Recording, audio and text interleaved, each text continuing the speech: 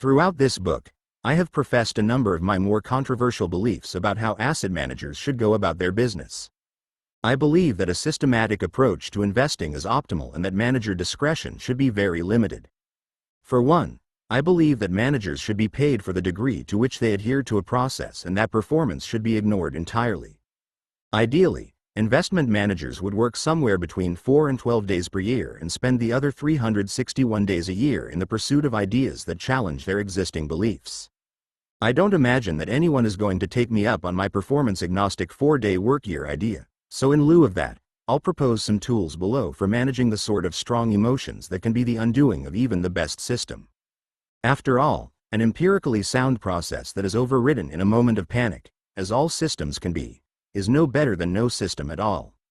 At times when you feel like straying from your rules, it can be useful to consider Michelle McDonald's RAIN model, a simple but powerful system for managing an episode of acute stress.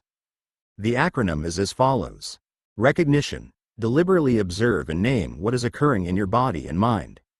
For instance, I feel my heart and mind racing. Acceptance. Acknowledge and accept the presence of whatever you observed above. You don't have to love it, but fighting will make it worse. Investigation. Ask yourself what stories you are telling yourself and examine what thoughts are present. Non-identification. Now that you have recognized, accepted and investigated your stress, you must realize that you are more than your emotions. You can feel something without being defined by it. Rational thinking can feel cold, sterile, and remote. Emotion, on the other hand, feels pervasive, urgent, and real. Because of its power to commandeer focus, emotion can lead us to conflate our emotional reality with external realities. By recognizing, accepting, and investigating the antecedents of our emotional response, it can become another valuable piece of information as part of a larger tapestry of exploring the truth, and will cease to be mistaken for the truth itself. Automate, automate, automate. This book could easily have been 3 words long. Automate, automate, automate. It likely wouldn't have sold well, and you might have ignored the advice on account of it seeming too simple, but the fact is that many of the thornier elements of emotion can be done away with entirely by slavishly following a system of investment rules in all types of market weather. This concept is most vividly embodied in the story of Odysseus, the Greek king of Ithaca, from Homer's epic, The Odyssey. The king is best remembered for his decade-long journey home after the Trojan War, as well as the wooden horse he used to surreptitiously access enemy fortifications. But for our purposes here, we are less concerned about his skills as a warrior and more interested in what might be his most important action of all, an act of restraint. In Greek folklore, sirens were the dangerous creatures whose songs and beauty lured sailors close only to dash their ships along a rocky shore. But the sirens weren't just thought to be lusty mermaids, as they are commonly depicted today. No, the sirens were reputed to have wellsprings of knowledge that could be whispered in the ear of a sailor, but ultimately served of little use since they were the last words that he would ever hear. The trick, heretofore unaccomplished by even the most skillful sailor, was to gain access to the siren's knowledge without paying the ultimate price for that wisdom. After consulting with Circe, Odysseus arrived at a workaround. He would have his crew fill their ears with beeswax while he would have himself lashed to the mast of the ship. In so doing, his shipmates would be invulnerable to the sirens' wiles and he would still be able to gain access to the depth of their learning. As expected, as Odysseus heard the song of the sirens, he flailed and begged to be unfettered, but his men remained true to their discipline and did not give in to the pleadings of their leader. Just as Odysseus was a man of strength and action, many investors have been successful based on lives of boldness and proactivity.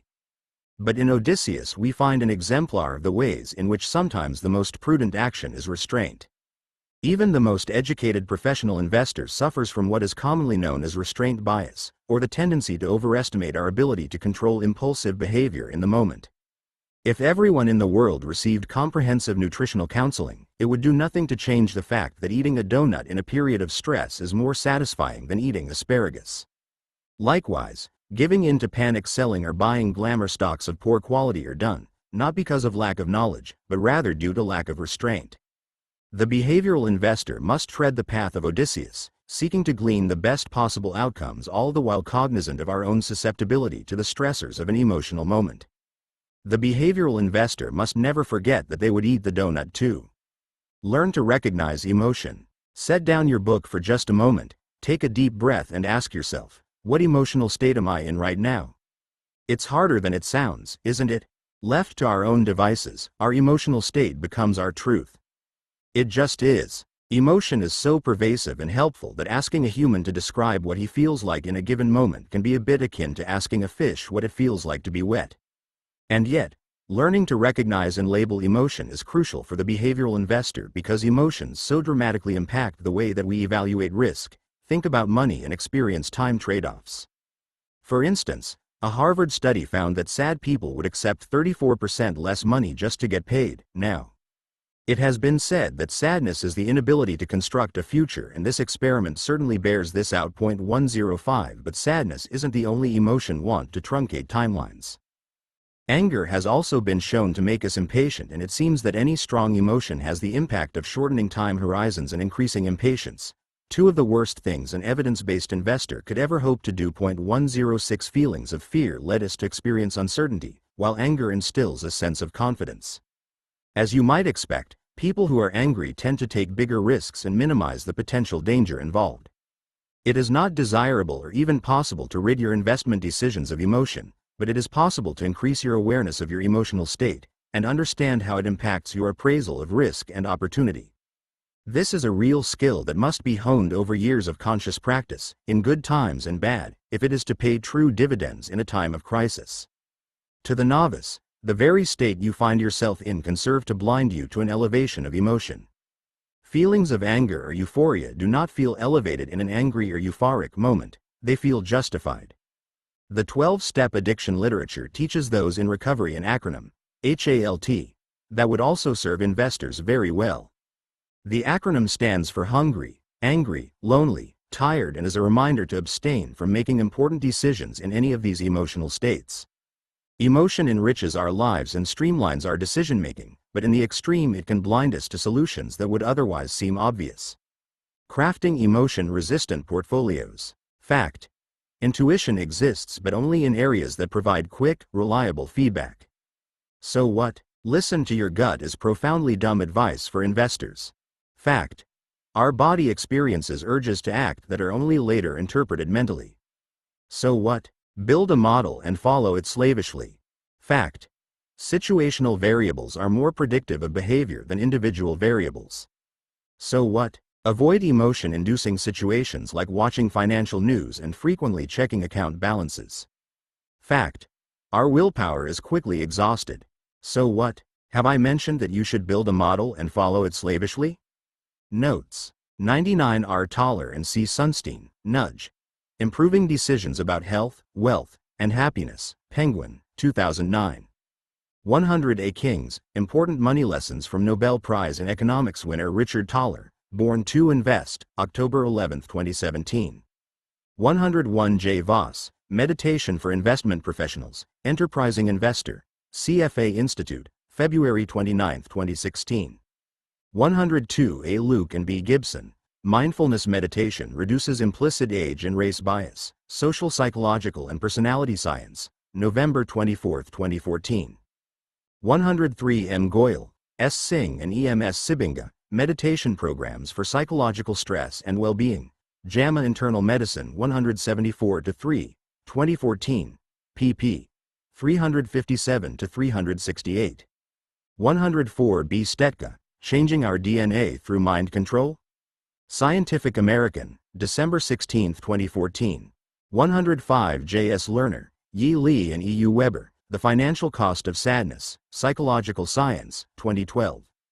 106 H. Arts, K. I. Ruiz, H. Velling, R. A. Renes, J. H. B. de Groot, A. M. Van Nunen and S. Geertjes, The Art of Anger, Psychological Science, September 20, 2010.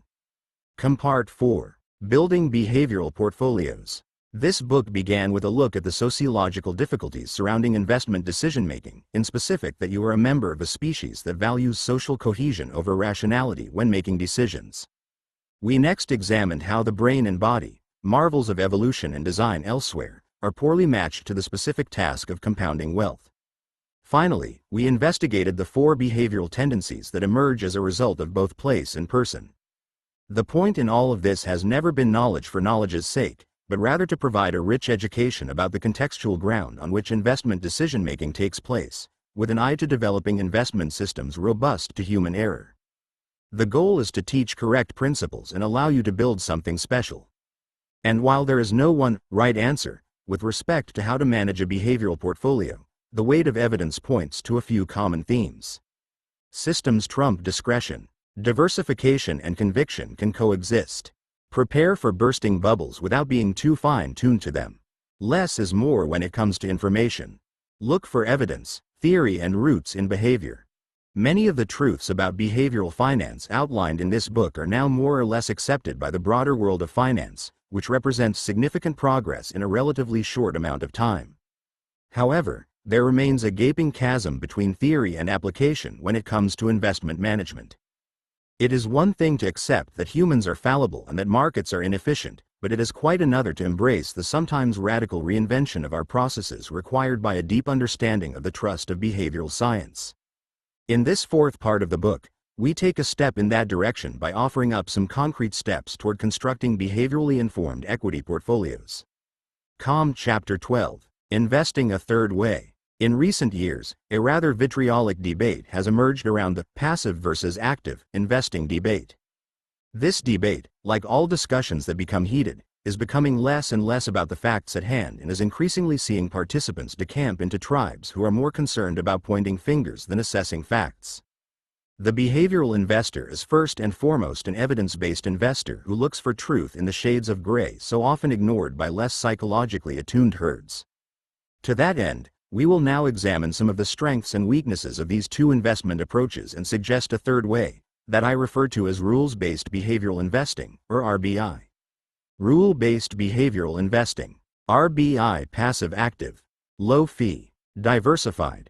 Potential outperformance. Low turnover. Manages bias. Passive investing. What gets measured gets done. What could be more advantageous in an intellectual contest, whether it be chess, bridge, or stock selection, than to have opponents who have been taught that thinking is a waste of energy? Warren Buffett. The colonial French regime in Hanoi, Vietnam had a problem: rats. The French, not exactly known for their ruggedness, were upset by the number of rats in Vietnam and set forth what seemed like a sensible plan to eradicate the pests. For each rat killed by a Vietnamese citizen, the French would pay a small bounty. Not wishing to deal with dead rat bodies in toto, a tale of the deceased rat was deemed to be sufficient evidence. But it wasn't long after the program began that the ruling class began to notice something unexpected. Rat tails were being turned in by the dozens, but the rats in the street didn't seem to be getting any less numerous. Instead, the clever Vietnamese were severing the tails, turning them in for the money, and releasing the rats back into the sewers to make more baby rats whose tails could eventually be lopped off. A similar incident was observed in India during the time of British colonial rule. A reward was set for every dead cobra, and so enterprising Indians began to, you guessed it, raise cobras on snake farms. The cobra effect is now shorthand for what is officially referred to as Campbell's law, which states, when a measure becomes a target, it ceases to be a good measure. Campbell says of the tendency for measurement to corrupt efficacy, the more any quantitative social indicator is used for social decision-making, the more subject it will be to corruption pressures and the more apt it will be to distort and corrupt the social processes it is intended to monitor. A recent example occurred in my adopted hometown of Atlanta, Georgia. In an effort to hold teachers accountable, the government passed laws around high-stakes testing, meaning that teacher raises and ongoing employment were contingent on students successfully passing competency tests. In what ended up being a messy criminal cover-up, elementary school teachers were altering test scores to ensure that they were able to keep their jobs.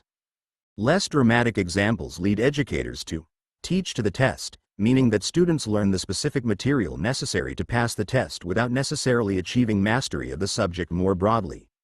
Campbell says of this phenomenon, achievement tests may well be valuable indicators of general school achievement under conditions of normal teaching aimed at general competence. But when test scores become the goal of the teaching process, they both lose their value as indicators of educational status and distort the educational process in undesirable ways. The very process of trying to define a gold standard can result in its bastardization. It has been said that what gets measured gets done, but it is equally true that what gets measured gets done. Passive management, which makes the yardstick the investment vehicle, falls prey to some of the shortcomings of the Cobra effect as a result. But before I render a nuanced behavioral critique of passive investing and anger an army of boggleheads with pitchforks, let me speak to some of its considerable strengths. To be as direct as possible, passive investing should be the de facto choice of those uninterested in the art and science of investment management. By buying a diversified basket of index funds that covers a variety of asset classes, know-nothing investors, who often know a great deal, are likely to beat more than 90% of active managers and have time to focus on pursuits more meaningful than compounding wealth. Since passive management eschews costly research in rockstar managers, passive vehicles tend to be far less expensive than their active brethren, a huge win for investors. All else being equal, investors should always choose the least expensive fund as fees cut directly into performance and can dramatically reduce wealth over a lifetime of investing. But passive funds are not just inexpensive, they have consistently spanked active funds over just about any time frame you'd care to consider. Just look at the results of the SPIVA scorecard, a comparison of how active managers have done relative to their passive counterparts. Over 5 and 10-year periods, respectively, 88.65% and 82.07% of large capitalization money managers were beaten by passive approaches to investing, and that's before their fees. The results for small capitalization stocks, often considered to be less efficiently priced and therefore more favorable to active management, are just as damning. 87.75% of small-cap managers were bested by passive approaches over the past 10 years. I am writing this at a time when asset flows are moving 3-to-1 in favor of passive investment vehicles. Vanguard, arguably the face of index investing, is raising $1 billion per day. Passive approaches have soundly and consistently beaten their active counterparts and have done so at a fraction of the cost. But if there is one lesson to be learned from financial history, it is that universal consensus tends to portend bad news. As Aaron Task said in his thoughtful blog piece, "Pride cometh before the fall." Indexing edition, when everybody knows something, it's usually a good time to head in the opposite direction. And what everybody knows now is that the very best, smartest investment you can make is an index fund. Is it possible that indexing being the de facto right answer is somehow making it less right? A victim of success. One Cobra effect of indexing is that the very inclusion of a company in an index leads to an immediate increase in the price to earnings and price to book ratios of the stock. Being a part of an index means that millions of investors will buy the stock, not based on any fundamental belief in its goodness, but rather lockstep adherence. This causes valuations to rise, and expected forward returns to fall, on what can only be considered inconsequential information. The rise of passive investing also means that stocks included in large indices tend to be less informationally efficient than those not in such company. Michael Mauboussin and company report that, in mid-2016, passive index funds and ETFs owned 10% or more of 458 of the 500 companies in the S&P 500. In 2005, that was true for only 2 of the 500. Increasingly, large swaths of a corporation are being bought and sold out of habit and not conviction, meaning that prices are less and less reflective of true value. Speaking to this phenomenon, Jesse Felder has said, "Passive investing will ultimately become a victim of its own success." The massive shift to index funds over the past 15 years or so drove the valuations of the largest index components to levels which guarantee poor returns going forward. Poor returns, in turn, will guarantee these inflows will turn to outflows and the virtuous cycle will become a vicious one. Or as Nassim Taleb says, we have been fragilizing the economy, our health, political life, education, almost everything, by suppressing randomness and volatility. This is the tragedy of modernity. As with neurotically overprotective parents, those trying to help are often hurting us the most. 107 in capital markets, the right thing to do ceases to be the right thing to do when everyone does it. Of crowded bars and crowded trades. The El Farol bar problem is a game-theoretic conundrum that speaks nicely to some of the problems around active and passive investing. The problem, based on a bar in Santa Fe, is as follows. There is a small town in New Mexico with a finite population of people, and every Thursday night, all of them want to go downtown to the El Farol bar. The problem is that the bar is small, and if it becomes too crowded, it's no fun for anyone. In specific, if less than 60% of the population go to the bar, they'll all have a better time than if they stayed at home. If more than 60% of the population go to the bar, they'll all have a worse time than if they stayed at home. Unfortunately, everyone must decide at the same time, without any foreknowledge of how busy the bar will be. Clearly, if everyone uses the same strategy for determining whether or not to attend the bar, the problem will never be solved. The parallels to investing are obvious and nicely laid out in the Credit Suisse report, Looking for Easy Games. This leads to a paradox. The more individuals who are informed, the more efficient prices become, and the less value there is in being informed. Efficient prices lead investors to move from active to passive, which may create inefficiencies from which active managers can profit. So if everybody invests actively, you want to be passive. In both bars and markets, it takes a diversity of opinions for everyone to have a good time. The tragedy of the commons is a system where individuals acting in their own self-interest harm the common good by spoiling a resource through their collective action. The most frequently cited example is allowing the cattle of individual farmers to graze on common ground owned by the government. Considered individually, it is in the best interest of every farmer to allow his cattle to graze on land that is kept up by the township. Considered collectively, the very act of so much cattle on so little common ground almost ensures that it will become overgrazed and useless to all parties.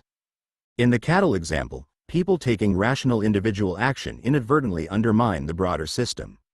A similar dynamic seems present when considering indexing. Passive investing makes a great deal of sense when considered individually. It offers attractive fees, broad exposure, and acceptable historical returns. But this can create a dangerous crowded bar problem in markets, as Blake LeBaron notes. During the run-up to a crash, population diversity falls. Agents begin to use very similar trading strategies as their common good performance begins to self-reinforce. This makes the population very brittle, in that a small reduction in the demand for shares could have a strong destabilizing impact on the market. The economic mechanism here is clear. Traders have a hard time finding anyone to sell to in a falling market since everyone else is following very similar strategies. In the Walrasian setup used here, this forces the price to drop by a large magnitude to clear the market. The population homogeneity translates into a reduction in market liquidity. 108 Like a Vietnamese entrepreneur with a cleaver, we distort the efficiency of markets by our very attempts to codify and control them. The behavioral investor understands and seeks to mimic the best parts of passive investing: low turnover, rock-bottom fees, and appropriate diversification, without succumbing to absent-minded buying and selling. Active investing. Where are the customers' yachts?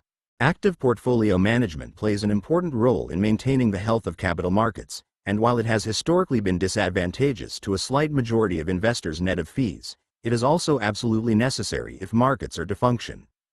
The aims of active management, to outperform a passive benchmark on a risk-adjusted if not absolute basis, are universally appealing. Sadly, delivery against these stated aims has not been as uniform. One of the ostensible benefits of active management is that it should save us from behavioral errors, but the research suggests that professionals are just as prone to making boneheaded mistakes as you or I. Charles Ellis points out in The Elements of Investing. Professionally managed funds tend to have their lowest cash positions at market tops and highest cash positions at market bottoms. Just like us, they greedily load up when stocks are expensive and sell in panic when stocks become attractively priced. The primary assumed benefit of active management is, of course, performance, but active managers must deliver said performance after accounting for fees and trading costs. As cited in the Fundamental Index, the impact of these two obstacles is dramatic, accounting for between 0.5% and 2% annual underperformance for active managers. Active managers have of late been quick to scapegoat the broader environment, accommodative Fed policies, recovering from the throes of a deep recession, but the fact is that the trends discussed above are pervasive and long-standing. As Jason Zweig of the Wall Street Journal says, despite what you've heard and what many of you fervently believe, underperformance is not merely a temporary byproduct of the narrow market of the past few years. Over the decade ended in mid-1974, 89% of all money managers lagged the S&P 500. Over the 20 years ended in 1964, the average fund underperformed by roughly 110 basis points. Even from 1929 through 1950, not a single major mutual fund beat the S&P. Take any period you like. The results are invariably discouraging. And as much as time is money in the world of active management, Ivy League math geniuses don't work for free. It is essential that all investment-related due diligence must be more additive than it is expensive. For every 99 cents you spend on thinking about how to pick stocks, you must deliver no less than $1 of value. But a Vanguard study of how investment committees spend their time casts serious doubt on how well investors' fund fees are being put to use. They found that investment committees allocate their time thusly: 40% looking at past performance, not predictive of future performance by their own admission. 10% manager selection. Dr. Brian Portnoy cites evidence that only 5% of professional fund managers show discernible skill at vetting managers. 11% non-investment issues, making coffee and how was your weekend? 13% other, not overwhelmed by the value added here. 25% strategy decisions, finally, some value. Suppose that you are undeterred by some of the bad press around active investing and want to try and select one of the unicorns that outperforms with regularity. One of the difficulties in selecting an active manager, as set forth in Conviction in Equity Investing, is that active portfolio management is nearly unique in the world of commerce, in the inability of the consumer to identify true value before, and often after, buying the product. A car has aesthetic and objective appeal that can be readily apprehended. You can sit in the seat and see how it looks and check the window sticker for miles per gallon. Funds have metrics too, but as the fine print is always quick to disclose, past performance is not predictive of future results.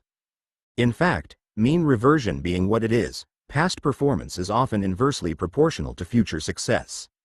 It's the equivalent of sitting in a Mercedes on the dealership lot only to have it turn into a Yugo once you drive it home. Nothing that is commonly included in due diligence, not past results, not historical standard deviation, gives you a clear sense of how an actively managed fund will perform in the future. How investment committees spend their time. Source: Conviction in Equity Investing, Hewitt Ennis Knupp, 2012. The lion's share of time and money spent by investment committees is in pursuit of activities that add significantly to fees but little to performance. The inability of managers to discretionarily predict investment talent, the vagaries of the market itself, and the unreliability of past performance all point to one variable as being the most important part of due diligence process.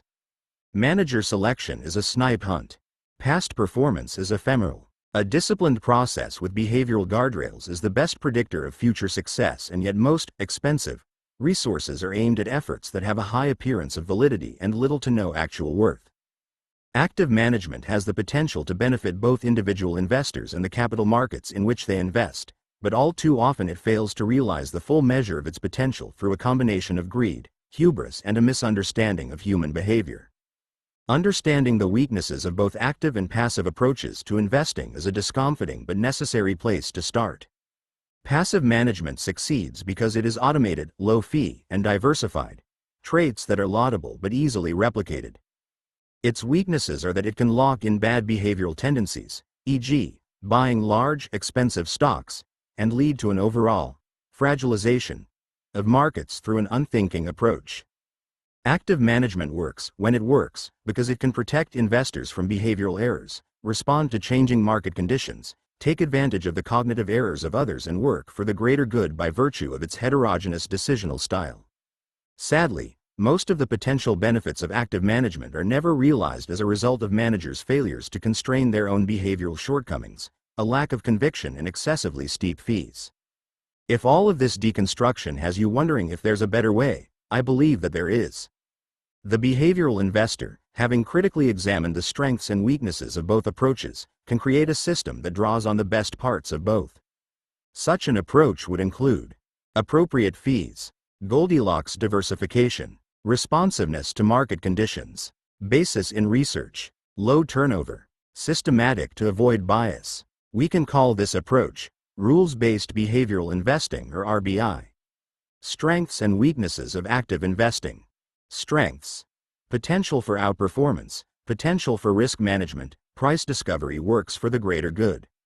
Weaknesses: high fees, low conviction, poor historical performance, behavioral risks not appropriately managed. Notes: 107 N. Taleb, Antifragile. Things That Gain from Disorder, Random House, 2014, page 5. 108 B. Carlson, How Market Crashes Happen, A Wealth of Common Sense, January 8, 2017. Com Chapter 13. Behavioral investing is rules-based. Right this moment, you are missing most of what is going on around you. By focusing your attention on the words on this page, you are ignoring a far greater amount of data in your immediate surroundings. The faint humming of a fluorescent light, the slight tension in your body required to sit up, the sensation of your tongue touching your teeth and the roof of your mouth, the whir of a distant lawnmower.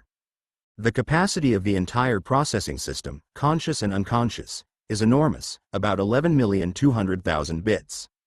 But Dr. Bob Nees suggests that of the millions of bits of information our brains process each second, a mere 50 bits are allotted to conscious thought.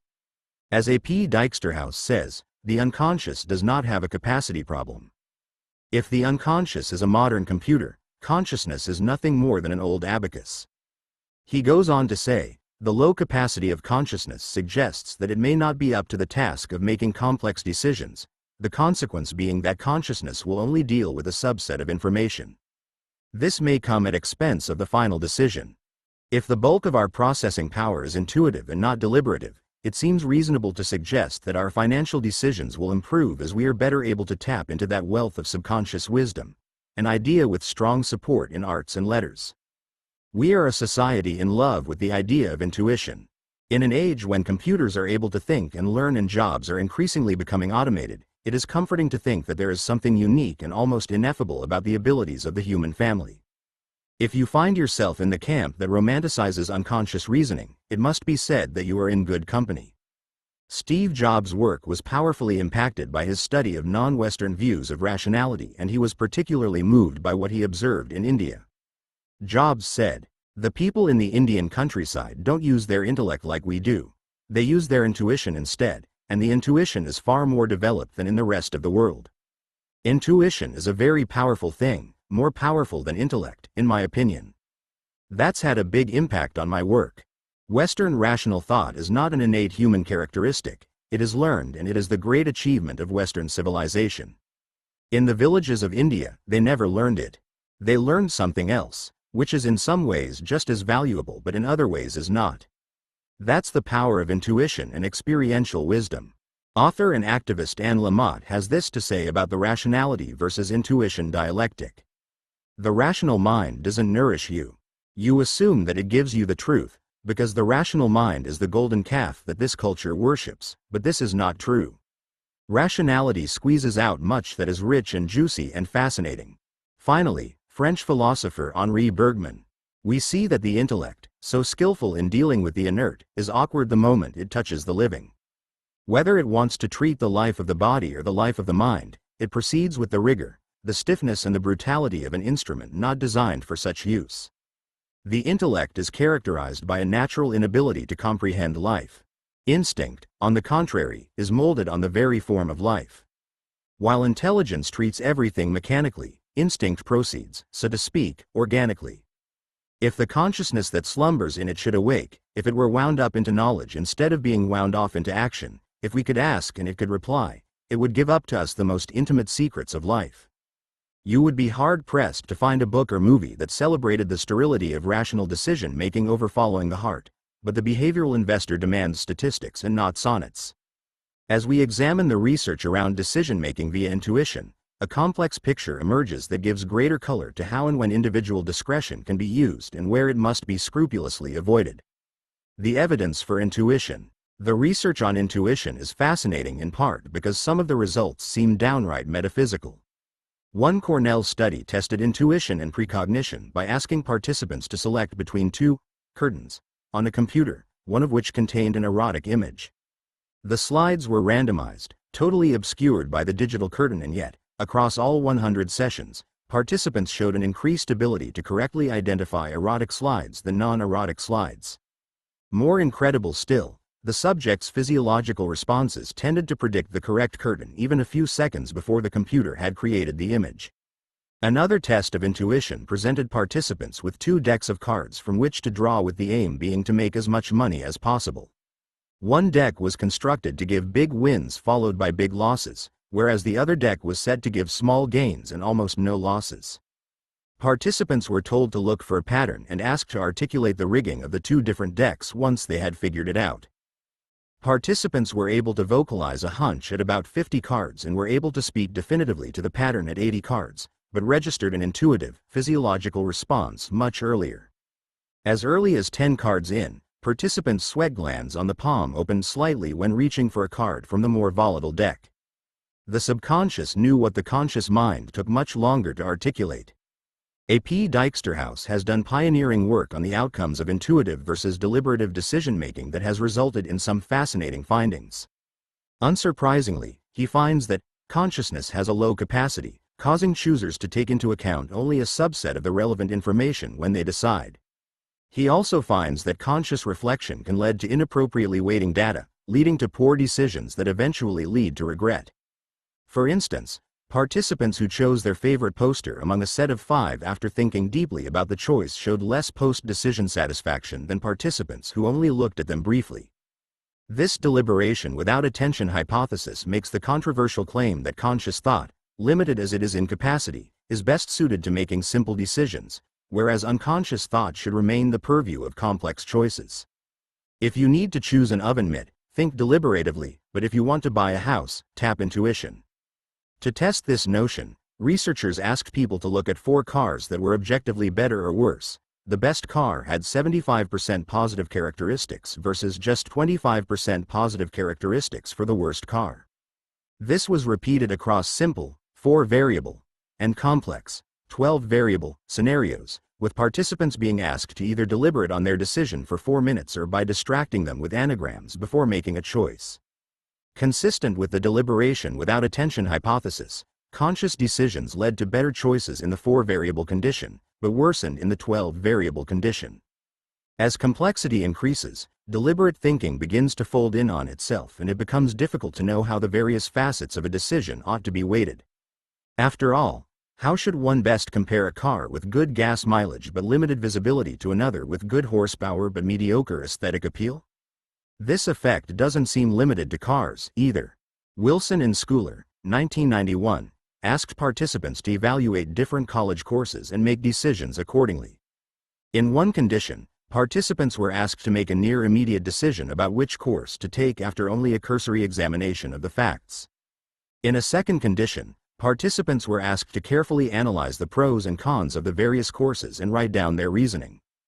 As with the cars, those who deliberated more fully made worse decisions and focused on a more limited set of criteria. As complexity proliferates, decision-making ability disintegrates. More interesting still is that unconscious decisions seem to lead to better subjective appraisals post-choice. People tend to be happier with their choices when they don't give them much thought. It's settled then. All we have to do to become stock-picking experts is shut off our brains, rely on intuition and let the metaphysical magic of the subconscious take over. Well, not so fast. Because, for all of the wonderful evidence in favor of intuition, there is a great deal that speaks against it, especially when it comes to the specific task of making investment decisions. A 1968 study by Lewis Goldberg analyzed the performance of a model-based approach to assessing mental illness versus the clinical judgment of trained doctors. Not only did the simple model outperform the psychologist's intuition head-to-head, but it also bested psychologists who were given access to the model. 109 models have also been shown to outperform human intuition in predicting the outcomes of Supreme Court decisions, 110 presidential elections, Nate Silver, movie preferences, prison recidivism, wine quality, marital satisfaction and military success, to name just a few of the over 45 domains in which they have demonstrated their superiority. 111 A meta-analysis performed by William Grove, David Zald, Boyd LeBeau, Beth Snitz and Chad Nelson found that models equal or beat expert decision-making a whopping 94.12% of the time, meaning that they are only defeated by human discretion 5.88% of the time. 112 Moreover, many of the domains in which algorithms greatly outperformed had human behavior as a central component, as do financial markets. Job turnover, suicide attempts, juvenile delinquency, college academic performance, length of psychiatric hospitalization, and occupational choice all showed more than a 17-point effect size in favor of the algorithms. Shantou, 1992, shows evidence that discretionary expertise and intuition are evident in livestock judges, astronomers, test pilots, soil judges, chess masters, physicists, mathematicians, accountants, grain inspectors, photo interpreters, and insurance analysts.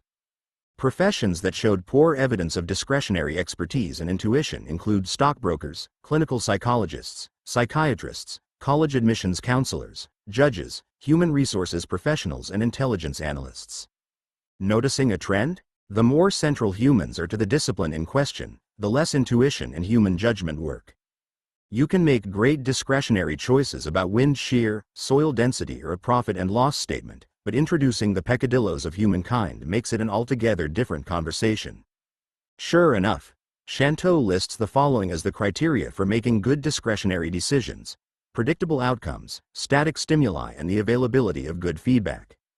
Capital markets, in which human behavior is absolutely central, meet none of these conditions. Forecasting guru Philip Tetlock says emphatically what the meta-analysis says statistically. It is impossible to find any domain in which humans clearly outperformed crude extrapolation algorithms, less still sophisticated statistical ones. The research is unequivocal. If you are using human judgment instead of a process to make investment decisions, you are doing more work for a diminished result. Cultivating intuition. One spring day, Pablo Picasso was sitting in a park, sketching, when he was approached by a fan of his work who recognized the great man. Ecstatic, she begged the artist to draw a quick portrait of her. Picasso humored his fan and spent a few brief moments drawing before handing the woman the portrait. The woman began exclaiming about how perfect the drawing was, how artfully it captured her essence, and how it was certain to be treasured by generations to come. When she asked Picasso how much she owed him, he replied, $5,000, madam. Aghast at such an exorbitant fee for just a few minutes' work, the woman protested, reminding Picasso that the entirety of the work only took him 5 minutes. Looking her squarely in the eye, the artist offered this rejoinder: "No, madam, it took me my whole life." Intuition is the silent coming together of a lifetime of learning and must be cultivated if it is to be useful. Crandall and Getchell Ryder, 1993, relate the story of nurses in neonatal intensive care units, NICU, who learned to detect sepsis in infants even before it would be flagged by medical tests. When asked how they had developed this remarkable ability, the nurses had no answer. They just could. When researchers began to study this gift, they found that many of the nurses' correct intuitions ran contrary to common best practices and that almost none of them had appeared in the medical literature. The nurses had nurtured intuitive expertise through the simple, unglamorous process of long hours of hard work accompanied by immediate feedback. Like Picasso, their genius was born of the mundane and not the miraculous. Simon, 1992, offers a definition of intuition that squares with both my knowledge of the literature and my anecdotal experience. The situation has provided a cue. This cue has given the expert access to information stored in memory, and the information provides the answer. Intuition is nothing more and nothing less than recognition. All too often, investment coaches position listening to your gut as some sort of unequivocal good. In truth, that advice is only as good as the degree to which the decision lends itself to intuitive judgment and level at which your gut has been educated. But even the best informed intuition is only as good as the milieu in which it finds itself, and environmental cues remain the best predictor of whether or not intuition can be trusted. In the absence of a certain level of predictability and rapid feedback, neither of which are present in financial markets, intuition lacks soil fertile enough to take root. We have reason to trust the intuition of a NICU nurse, a physicist, or a mathematician, but very little reason believe the instincts of a therapist or stockpicker. Sadly, I am both. Such intuitive shortcomings are not the fault of the experts in question, but rather the discipline in which they ply their trade. As Murray Gell-Mann correctly noted, imagine how hard physics would be if electrons could think. Intuition is powerful in many domains but ill-suited to the vagaries of allocating capital. Understanding this to be the case, some investors learn all that they can about markets and seek to deploy that knowledge in good times and bad through the exercise of free will, our next area of consideration. Free will. Did you choose to read this book? The question seems so obvious as to be absurd. Of course I chose to read this book, you think, and I'm going to choose to quit reading it if you keep asking me stupid questions. A subjective experience of free will is at the heart of the human experience. It feels like we are living our lives deliberately and that our minds are heading up that effort. As William James observed more artfully, the whole sting and excitement of our voluntary life depends on our sense that in it things are really being decided from one moment to another, and that it is not the dull rattling off of a chain that was forged innumerable ages ago. But James himself, the grandfather of modern psychology, was among the first to posit that free will may well flow from the body to the brain and not the other way around as it is more commonly perceived. According to James, the brain might become aware of a physical impulse like increased heart rate so quickly that its impact on cognition would be imperceptible.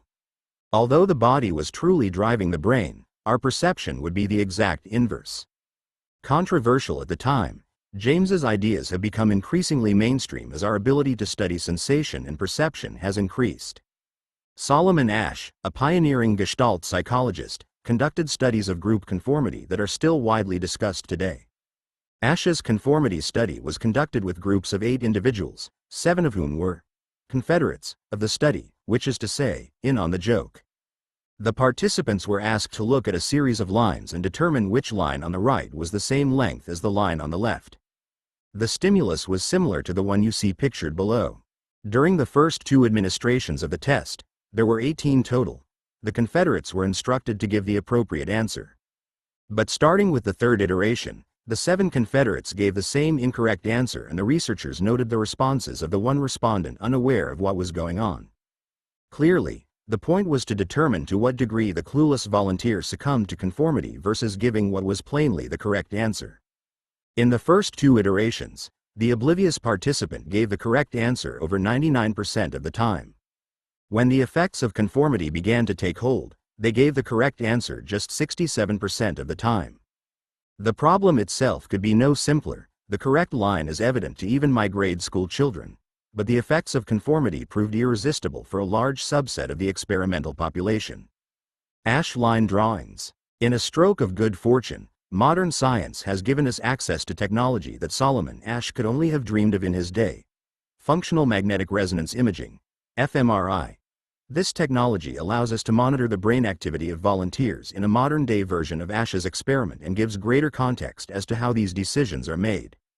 Neural images of those who conformed showed limited activity in the forebrain, the part of the mind associated with critical judgment. Instead, they evinced activity in the posterior brain, an area associated with vision and perception.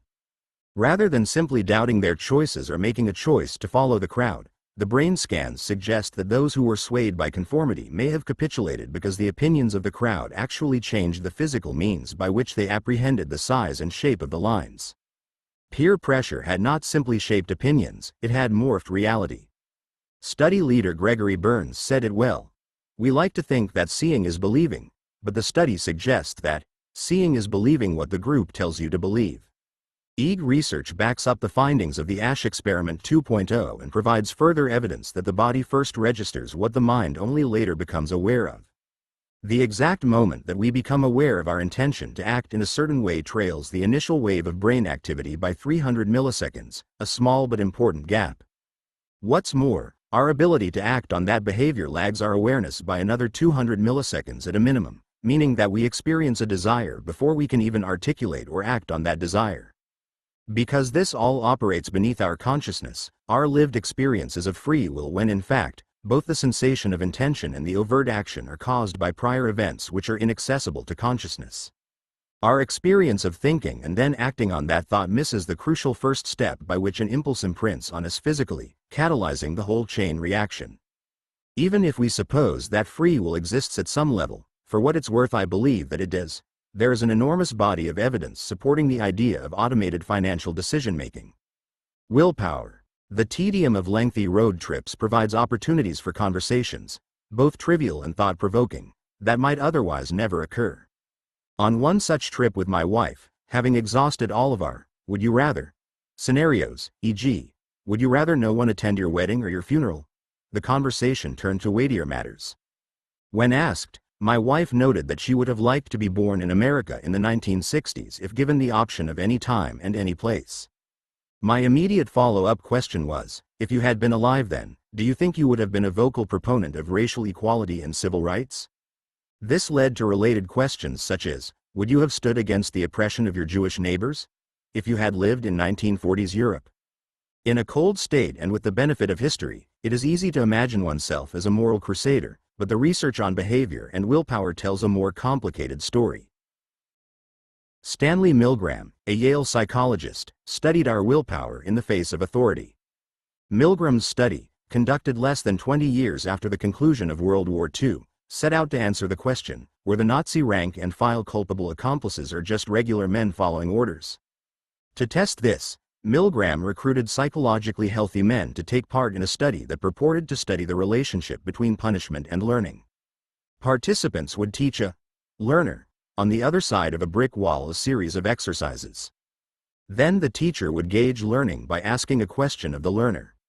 If they gave the correct answer, they would proceed to the next question. An incorrect response would lead the teacher to administer a punishment, electric shock, of ascending intensity with each subsequent missed question. The deception involved in the study was that in place of a learner, there were actually only tape-recorded screams that led the teacher to believe that he, all participants were male, was harming his pupil. To simulate the effects of authority, a doctor, in a gray lab coat sat inside the room where the test was being administered and gently prodded the participant to please continue with the experiment, in the event that he became unsettled with harming the learner. Before conducting the experiment, Milgram asked his students, other professionals and even Holocaust historians what percentage of respondents would shock a stranger with a near-lethal, so they thought, level of voltage for missing a few silly problems on an exam. Across the board, estimates were in the low single digits.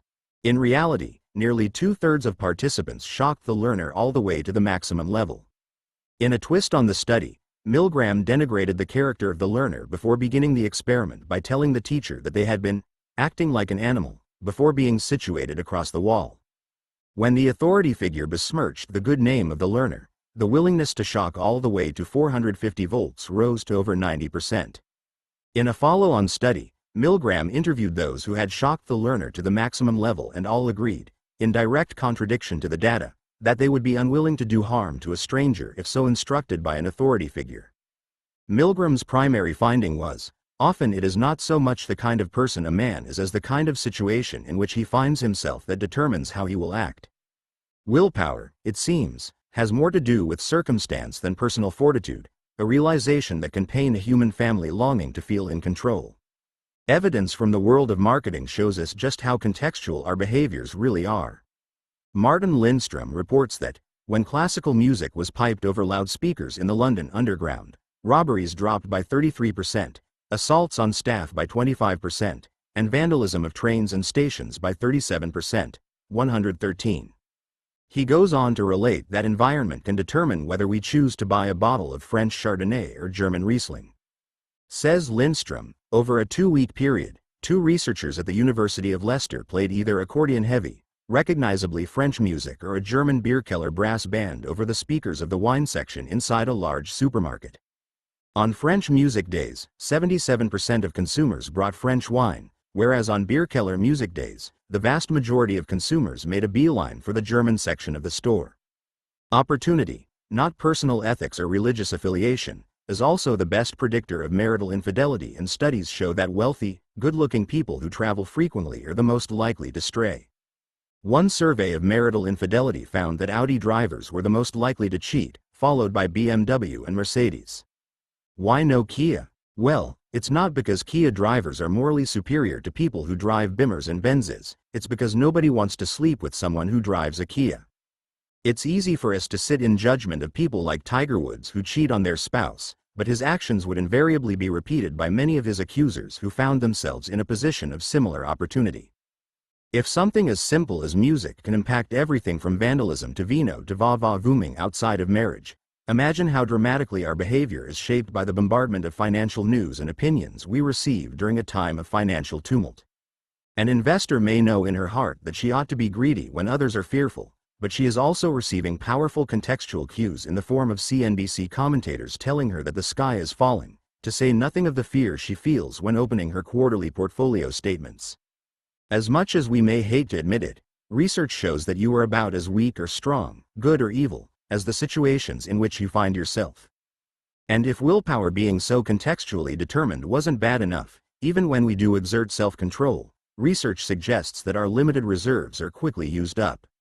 In one study, students were asked to memorize and recall either 7 or 2 digits, at which time they would be rewarded with their choice of either fruit or cake.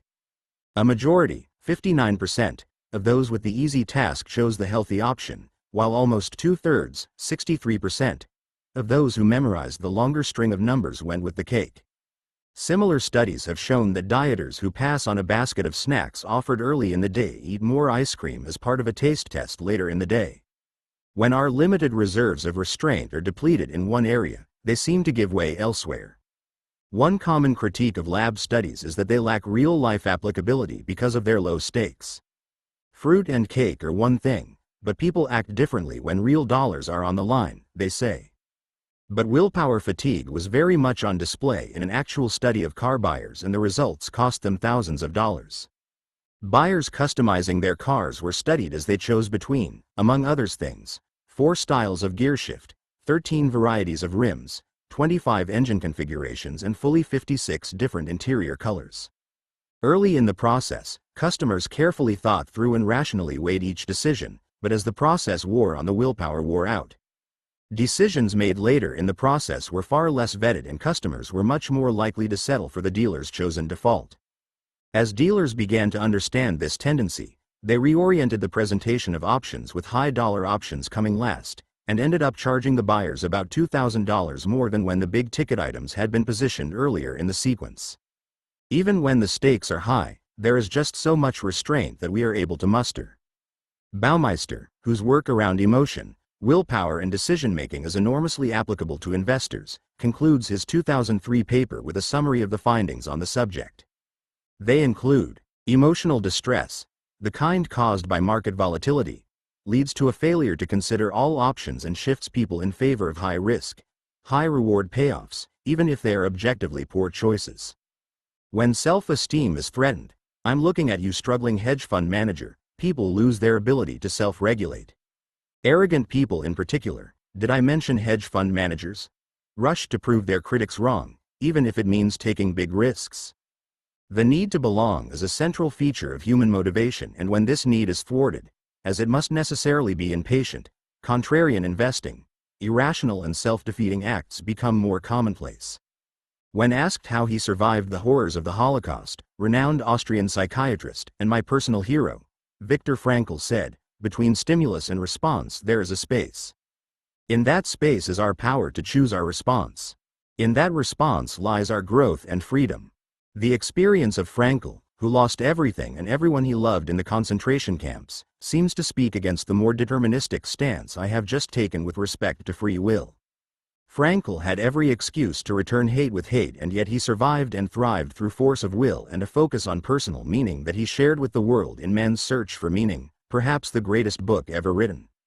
But as important as Frankl's story is, it is revered in large part because it is so improbable. Faced with similar odds, few of us would show Frankl's level of resilience. The larger conversation about whether free will exists is beyond both the scope of this book and my mental capacity. But the particular point, that investing behavior is dramatically impacted by externalities, is one that all who put money to work should grasp. The behavioral investor understands the true freedom that exists in understanding freedom's limits. Notes: 109 W. Gray and T. Carlisle, Quantitative Value. A Practitioner's Guide to Automating Intelligent Investment and Eliminating Behavioral Errors, Wiley, 2012, page 27. 110 Gray and Carlisle, Quantitative Value, page 27. 111 B. Carlson, A Wealth of Common Sense, Bloomberg, 2015, page 93. 112 W. Gray, J. Vogel and D. Folk, DIY Financial Advisor. A Simple Solution to Build and Protect Your Wealth, Wiley, 2015, page 23. 113 M. Lindstrom, Biology. Truth and Lies About Why We Buy, Crown Business, 2010, page 158. Com. Chapter 14. Behavioral Investing is Risk-First Investing. The best plan is to profit by the folly of others. Pliny the Elder. At the height of the .com boom, the stock of the stodgy Computer Literacy Inc. rose by 33% in a single day simply by changing their name to fatbrain.com. Funnier still is the tale of Manitech Inc., whose shares shot up 368% in the first 2 days following the initial public offering. Tech-crazed investors, speculators, were keen to invest in anything to do with the internet, and a company called Manitech certainly sounded like it fit the bill. The only problem was that Manitech makes laxatives. These two stories may sound like aberrations cherry-picked to prove a point, but in the run-up to the Nasdaq crash, companies that changed their name to include some mention of the internet outperformed their peers by 63%. In theory, a stock is as valuable as its discounted future profits. In reality, something as silly as a name change can have a dramatic impact. It is in the best interest of the behavioral investor that errors like this exist. They're the source of potential outperformance. However, the very same human frailties that give life to behavioral arbitrage give birth to the wealth-destroying realities of bubbles, panics, and crashes. In a phrase, it is the task of the behavioral investor to exploit error and avoid terror. Toil and trouble. It is a tribute to the enduring nature of human irrationality in markets that bubbles have existed since before the development of organized stock exchanges. In 15th century Germany, fractional interest in silver mines, called cucks, were traded and even purchased on credit. As described on the website Value Walk, transactions were settled at financial fairs during which share prices could fluctuate dramatically. These were famously condemned by Martin Luther in 1554. Ich will kein Cooks haben. Es ist spiegelt, und es will nicht wudeln, gedeihen, dasselbige Geld. I will have nothing to do with cucksen. They are play money and will not generate hard cash. One generation after the cucks bubble, the Dutch Golden Age gave rise to the tulip bubble, where a single bulb traded for as much as a townhome. But living through a bubble seems to do very little to inoculate the coming generation against similar folly. The International Monetary Fund reports that bubbles are now regarded as a recurrent feature of modern economic history, and cites 23 instances of stock market bubbles in just the US and UK between 1800 and 1940.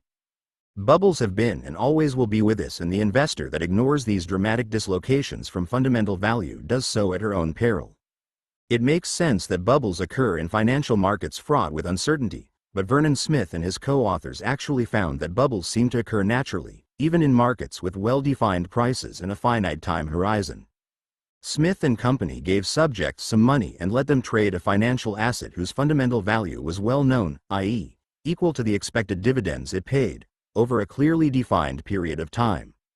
Even in this controlled setting, prices rose well above true value, only to come crashing down near the end of the time horizon. A great deal of work has gone into trying to replicate the results of Smith's study and to determine whether the findings are robust to various markets and market participants. Experienced traders, i.e., those who have played the game before, can learn to extinguish bubbles with repeated practice, but form the bubbles once again as soon as the valuation numbers change. The simulated market has been run allowing short selling, using different kinds of markets, with a variety of rules. In all conditions, bubbles occur. A Harvard study sought to replicate Smith's work with one important departure. There was no ability to speculate and no greater fool to whom inflated assets could be passed on.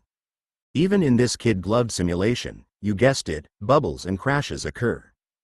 As this study reports, the results suggest that the departures from fundamental values are not caused by the lack of common knowledge of rationality leading to speculation, but rather by behavior that itself exhibits elements of irrationality. Even in experimental markets artificially constrained in ways that real-world never will be, error and terror reign. The shape of bubbles. While Shiller's effort to create diagnostic criteria for bubbles is laudable, the fact is that no two are exactly alike. Sure, they have common features like inflated asset values, but what happens next, which is all that matters, is far less predictable. In a path-breaking work on the nature of bubbles, Greenwood, Schleifer and U. Bubbles for Fama, share some fascinating findings. Among the most compelling is that only a slight majority of bubbles actually burst. The researchers identify 40 bubbles, defined as a 100% run-up in 2 years or less, from 1928 to present, but note that just over half crashed, defined as a 40% loss over 2 years or less. Among those bubbles that did eventually burst, the damage was swift and pervasive. In 17 of the 21 episodes in which there is a crash, the industry experiences a single-month return of -20% or worse during the drawdown period. Another interesting finding was that the size of the crash was largely commensurate with the size of the run-up. dramatic increases in price tended to lead to more dramatic drawdowns. As Michael Batnick of Ritholtz Wealth Management writes in his summary of their research, if shares in an industry increased by 50%, the probability of a crash over the next 2 years is just 20%. A 100% return increased the odds of a crash to 53%, and a 150% return increased the odds of a crash to 80%. The takeaway? Only about half of bubbles burst, but when they do, watch out. Can you spot a bubble? Dr. Robert Shiller, Nobel laureate in economics, suggests that bubbles can be diagnosed using a checklist in much the same manner that a psychologist would examine the mental health of a patient against the diagnostic criteria for a given mental illness. Dr. Shiller offers the following as a starting point for spotting bubbles. Have asset prices increased sharply? Is there public excitement about these price increases? Is there an accompanying media frenzy? Are there envy-inducing stories of common people striking it rich? Is there a growing interest in the asset class among the general public? Do new era theories seek to justify steep valuations?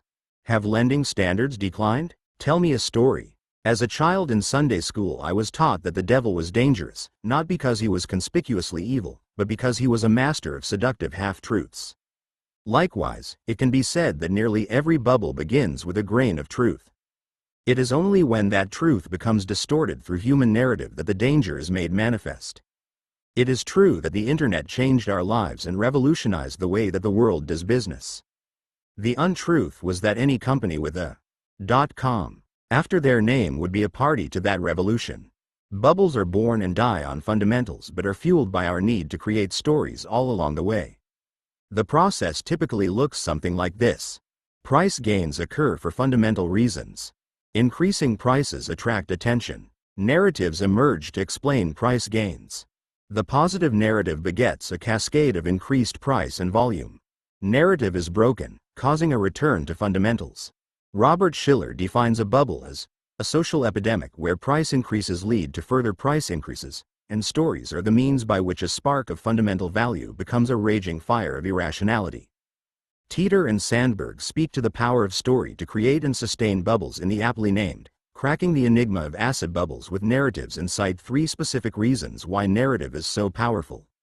First, asset bubbles typically form around new ideas or innovations for which there is limited historical precedent. This being the case, historical measures of fair value are either non-existent or seen as not being directly applicable. In the absence of historical data, story rules. Second, bubbles tend to occur during periods of loose regulation and easy credit, and the euphoria of such environments privileges story over analysis. Finally, in a high-speed world with a glut of investment opportunities, our ability to process each possible offering is diminished by the sheer complexity, number and speed of what is on offer. In this noisy environment, story offers a welcome respite from the more tedious and cognitively taxing labors of quantitative due diligence. Stories help us make sense in the absence of data and provide quick and dirty approximations of value, but what happens when the story changes? In my second TEDx talk, Sex, Funds and Rock and Roll, I speak to some of the ways in which decision-making with respect to romantic love has a great deal in common with financial decision-making in times of mania. In short, being in love with a person or a stock tends to lead us to believe in a happily ever after and ignore data points more germane to making a good choice. Arthur Schopenhauer commented on the power of sexual desire to cloud decision-making, saying, "We should not be surprised by marriages between people who would have never been friends. Love casts itself on people who, apart from sex, would be hateful, contemptible, and even abhorrent to us." Directly after copulation, the devil's laughter is heard. The Japanese actually have a word for the period of post-coital lucidity, kenjitaimu, which translates to the time of the wise man. Freed from sexual desire, we begin to evaluate our decisions on a more rational plane and may regret choices made the night before or question our choice of partner. Similarly, investors have a moment of kenjitaimu when the stories that have propped up the self-reinforcing effects of a bubble give way to the dispassionate return to market fundamentals. In love and money, stories only last so long, and eventually give way to harsher realities. To torture this metaphor just a little more, a behavioral investor must learn to enjoy the benefits of flirtation while being sure not to marry someone regrettable. Trust but verify. In a very real sense, It is a scary proposition to entrust your hard-earned wealth to a market insane enough to drive a laxative company into the stratosphere simply for having tech in its name. Likewise, understanding the frequency and severity of bubbles, panics and crashes can make even the steeliest investor want to hide his money in the backyard. But just as surely as knowledge of error and terror are a prerequisite to successful investment management, they cannot be allowed to become all-consuming distractions that lead investors to become overly bearish. The market has long punished pessimism, and it is a truism that just because the market is crazy does not make you a shrink. As William N. Getzman of Yale points out, placing a large weight on avoiding a bubble, or misunderstanding the frequency of a crash following a boom, is dangerous for the long-term investor. Ben Carlson makes similar points about the asymmetry of fear in his article, Crash Rules Everything Around Me. U.S. stocks rose 400% in the 1980s, but all we can talk about is the 1987 crash. Bonds gave investors a total return of over 100% in the 1990s, but we focus on the interest rate spike of 1994. Emerging market stocks rose 185% in the 1990s, but we live in fear of the 1997 emerging market currency crisis. Being a behavioral investor means being respectful and aware of bubbles and crashes without becoming paralyzed by that knowledge. The only insanity greater than not insulating yourself against wealth-destroying crashes is becoming so fearful of them that you miss out on all of the good that markets do. Maintaining this balance requires a system for becoming conservative that is rules-based, infrequent, and accounts for both our short-term tendency to be raptured by stories and the longer-term tendency of the market to revert to fundamentals. Rather than being a slave to one intellectual camp or another, a behavioral investor must learn to use both value and momentum approaches for the time and season to which they are best suited. Avoiding terror. On August 29, 2005, the 50 levees designed to protect the citizens of New Orleans, Louisiana failed, flooding over 100,000 homes and filling the city with tens of billions of gallons of water. The scope of the tragedy is hard to fully grasp. Over 1,800 lives were lost. 1 million people were displaced and $108 billion in damages occurred in what the Federal Emergency Management Agency, FEMA, calls the single most catastrophic disaster in U.S. history. Most of the damage done during Hurricane Katrina was attributable to acts of God, but mankind had its share of blame as well. The levees, thought to be a nearly impenetrable last defense against flooding, were a downright failure. The reasons for this are myriad: a miscalculation of soil density, the incompleteness of as many as one-third of the levees, the use of improper materials, and the fact that many of the levees were considerably too short, which lead to overtopping. In many places, the levees reached a height of only 10 feet and were helpless against the 24-foot waves wrought by the storm. The problem with the levees was one that is often observed in finance. They were designed to manage the greatest storm that had ever been and not the greatest storm that could ever be. The process of stress testing used by banks and risk managers looks to the past for information on the duration, strength, and severity of market drawdowns and tries to ensure that processes are in place that are historically robust. The problem with this, of course, is that the greatest crash of all time only retains that crown until it doesn't. There is no guarantee, and even very little reason to believe, that all that has been is all that will ever be. Nassim Taleb refers to this ruinous thinking as the Lucretius problem, named for the Latin poetic philosopher who opined that the fool believes that the tallest mountain in the world will be equal to the tallest one he has observed. A related problem is the turkey problem, named for the foolish fowl enjoyed at Thanksgiving. If the turkey simply appeals to historical truths, he will be greatly misled about the true nature of risk. The farmer appears every day bearing gifts of water and grain, that is, until the one day that he arrives wielding an axe.